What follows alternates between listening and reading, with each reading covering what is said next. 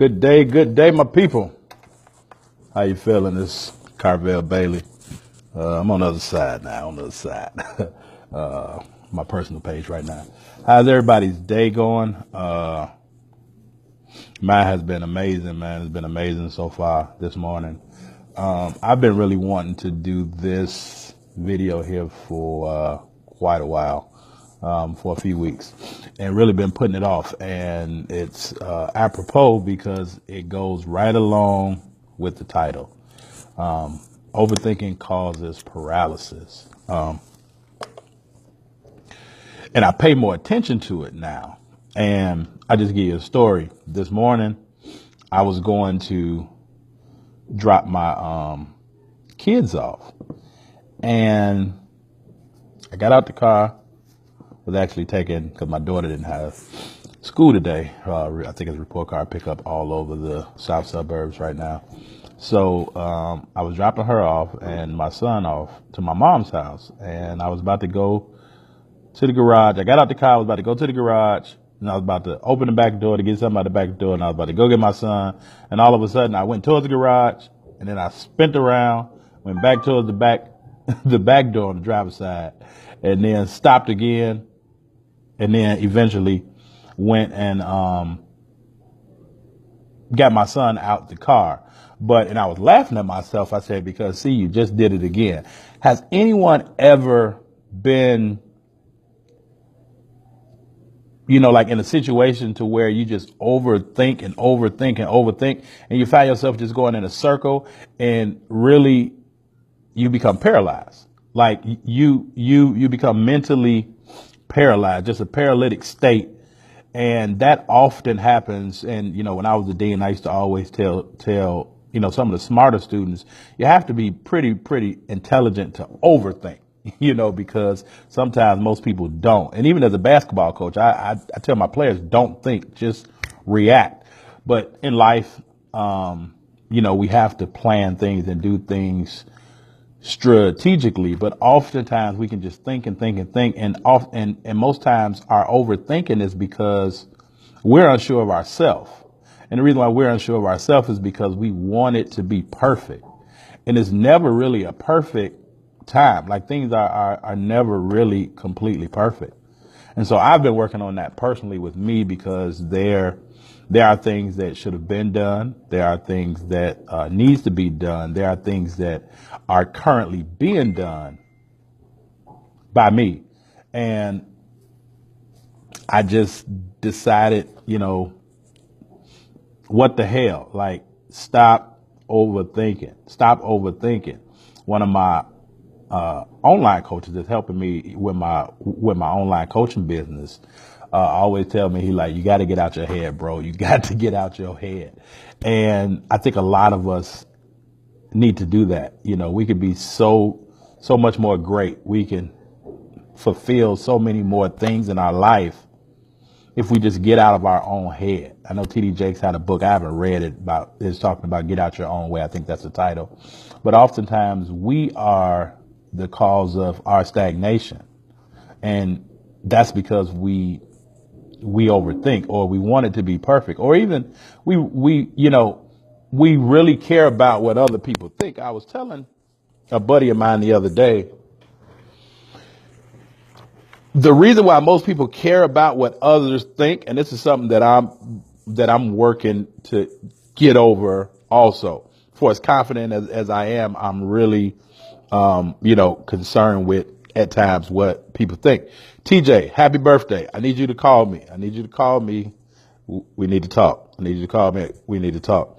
But oftentimes, we got to get out of our own head. We got to get out of our own way. Even as a coach, sometimes you're like, should I do this? Should I do this? Maybe I should do this. And what happens is nothing takes place. Nothing happens. And so now a month has went by, 2 months, almost a year, December 31st in every church, we hear the next year is going to be our year. Well, I was listening to something this morning and it really hit home. And I made a video earlier today, just on the way to start my day about live your life. And Like God woke us up this morning to do something, so we have to do it. But oftentimes we don't do it because we're concerned with what other people think. Well, if we're concerned with what other people think, we're really not confident in ourselves, if that makes sense. And so we have to take action on things, and we have to, set goals and then take action. We can't if we're taking action without having a goal, we're just, spinning our wheels. And oftentimes a lot of people do that. We think that we're busy, but we're just busy. Like we're not busy accomplishing anything. We're just busy just making moves, on a treadmill. So overthinking can cause paralysis. Set a goal, whatever that goal may be, short-term goal, long-term goal. Start with a long-term goal. And from that long-term goal, create small short-term goals. Like I tell all the students that I work with in my program, the long-term goal is to get past this school year. Now let's break down the short-term goals. Short-term goals can go by quarter. It can go by semester. It can go by month, marking period, quarter, whatever. But you have to have that long-term goal, and then you break down the short-term goals. Once you have those short-term goals and you kind of know what you're aiming for, you won't be in a paralytic state. And I know that, again, that's what I'm doing. That's what I'm working on. And Reg, what up? I actually heard someone say that, our overthinking is like really a battle in our head, almost between like good and evil. You know that you're supposed to do what you're supposed to do because if it was in your head, it was something given to you by God, majority of the time. But then we find reasons why not to do it. Later on this week, I'm going to talk about a book that I just finished reading. It's called The War of Art. The War of Art. Go and read that book or get the audio book. That's how I actually consumed it, the audio book. Not The Art of War. Not The Art of War. The War of Art. Go read The War of Art because it talks about resistance, and it talks about how we keep up resistance in our own head and our own life, and that causes us to not be where we want to be. It causes us not to be as successful as we want to be because we find any and all resistance and we allow it to come into our life.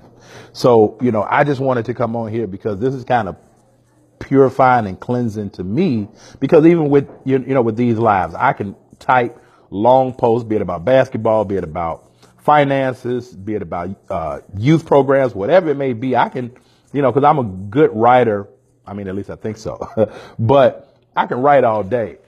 One of my players said, "Coach, man, you got some good information." He said, "But it's, it's kind of long." He said, "People don't really read."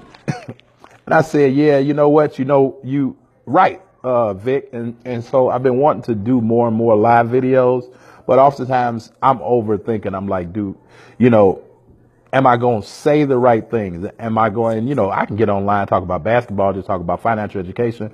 But oftentimes it's a lot of things that I see, that I hear, especially working with kids. Everything is a teachable moment. And I be wanting to come on but I overthink it. And then before I know it, the time has gone by. Well, I say, well, I can't do it because, I'm spending time with my, son, or, my kids, or my family, or I'm doing this, or I'm doing that, or I'm in the car and I want to make sure people hear me. But it's like, get it done. When we would go on, and I let you see, let me flip it real quick, see if you can see. So this is, the whiteboard.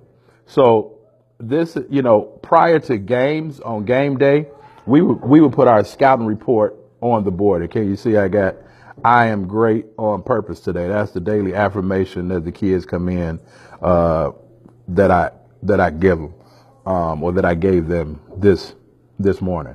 But our pregame, we would put the scouting report on the board. And a buddy of mine, Brian Lowe, that I played with at UIC, he would just write 3 things on the side of the action plan or the game plan for the game. And his 3 words would be, get it done. Like, at the end of the day, it don't matter. Like, it really don't even matter if you think that it's 100% correct. Just get it done. How much stuff have we been sitting on? How much stuff is it that we've been wanting to do? How much stuff is it that if we know we do it? And see, this video right here is, as I said, it's cleansing and purifying to me, but it's kind of like a breakthrough, because those things in which we don't want to do, or those things in which we're avoiding, that we're allowing that resistance to come into our life and, stop us. Well, when we face that thing, everything else starts to work out in its favor. Same way like David and Goliath, right? When he faced Goliath, once he got past that giant, we got some giants in our life. We all got some giants in our life, and we're afraid to tackle them because of what's in our head. I ain't a pastor, I ain't a preacher, I ain't a reverend, apostle, whatever you want to call it. But I just say to you today, when you can get out of your own head and attack those things that you know you need to attack, the next level is coming. It's inevitable. It's coming. So stay patient, stay focused, and stay ready to make it happen, regardless if you think it's okay. You may have to do it a second time, and the second time may be better. Now, I'm not just saying just go and put trash out there and then it's not right, because you either do it right or you do it over, if that makes sense. But get it out there. One of the best examples that I can use is Apple. They own Apple, like 10X now? So that means that they came out with 9 other phones, and probably more, because they go like 4X, 4S, 5S, 5. So, but they're constantly evolving. So what I mean by, don't just put crap out there, just get it done. And then you can go back and evolve it. You can go back and correct it. You can go back and perfect it later on. But get out your own head. Apply the things that you know, and let's get it done. All the knowledge you got, it's time to apply it, and it's time to get it done. So that's the bell. I mean, I got to go. Listen, if you got some value from this, share this. All right. If you got some value from this, share this. Because if it blessed you, if you got some value, why not be a blessing to somebody else? That's what I was always taught. Blessed to be a blessing. So, hey, I'll talk to you good people a little later on. This is going to be fun. By the time January 1st get here, y'all going to see my face all the time. So this is going to be fun, and I'm excited for this journey of getting it done, getting out my own way, because it's so much that I got in store to be able to help people. So I'll holler at y'all. Peace.